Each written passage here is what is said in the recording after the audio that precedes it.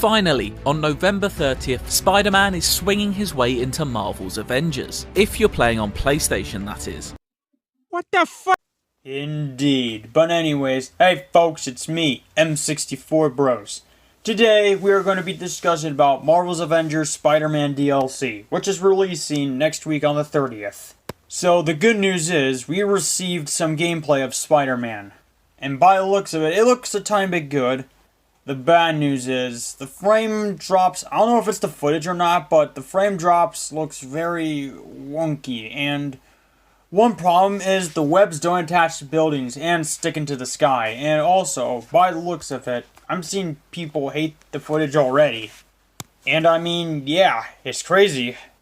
I think the major reason why they don't want the webs to attach to buildings is because in Marvel's Avengers, of course, there's deserts, snowy places in the game where Spider-Man can't swing from, and yeah, basically Uncle Ben is holding his webs. But that's not the only game where Spider-Man, has webs attached to the sky. There's also the Amazing Spider-Man and Lego Marvel Superheroes 1 and 2. So yeah, I would just play the Amazing Spider-Man instead of this excuse. The one thing that doesn't make sense to me whatsoever is this. So I finally figured out an article, and it says this, Sony owns the film rights, but they don't own the video game rights. And for some people, they're saying, then why the hell are they making this exclusive? It's confusing for all of us. And to me, it's really confusing as well. To be honest, if Spider-Man wasn't a PlayStation exclusive, and if he released it on all consoles, the game itself would be better than ever. 10 times a little bit better. But still, very frustrating, and I disapprove of it.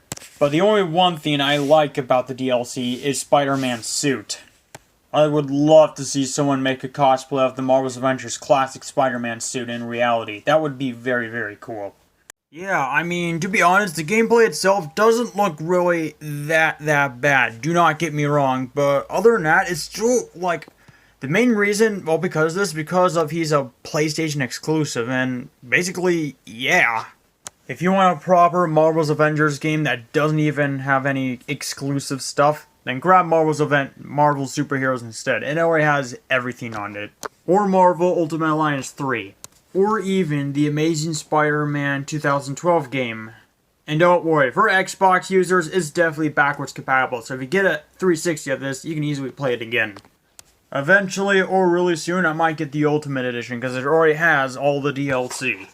The one thing that makes this DLC a little bit cringier and worser is a lot of PlayStation ponies, or I think that's what they're called, a lot of PlayStation fanboys are legit defending this DLC and the exclusive itself, and it's making themselves look absolutely pathetic.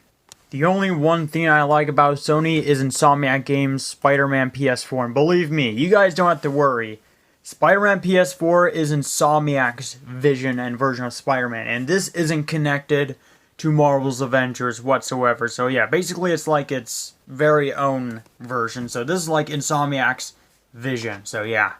I mean, it's no surprise Insomniac Games actually removed the quote of the Avengers at the Golden State Bridge reference.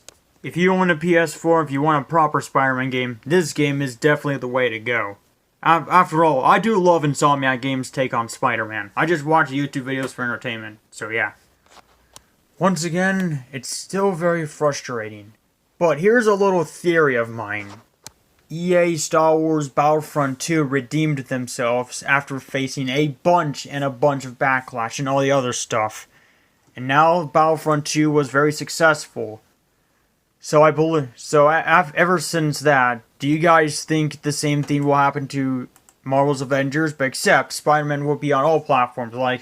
Just imagine after a bunch of backlash and everything else. I could just make up a story or even imagine a story.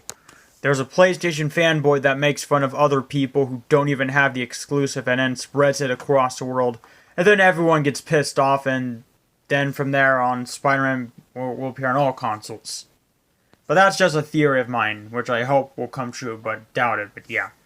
Yeah, once again, if Spider-Man was not just a PlayStation exclusive, and if he appeared on all consoles, the game itself would be like 10 times better. And yeah. Other than that, hope you guys liked this video, subscribe for more, and I'll see you guys in the next video. So peace out. I want someone to make a cosplay of this instead of getting the game. So yeah, I want to see someone make a cosplay of this. So yeah, I would buy just the suit and not the game. Like in real life, like cosplay. Other than that, peace out. It's me, Mario!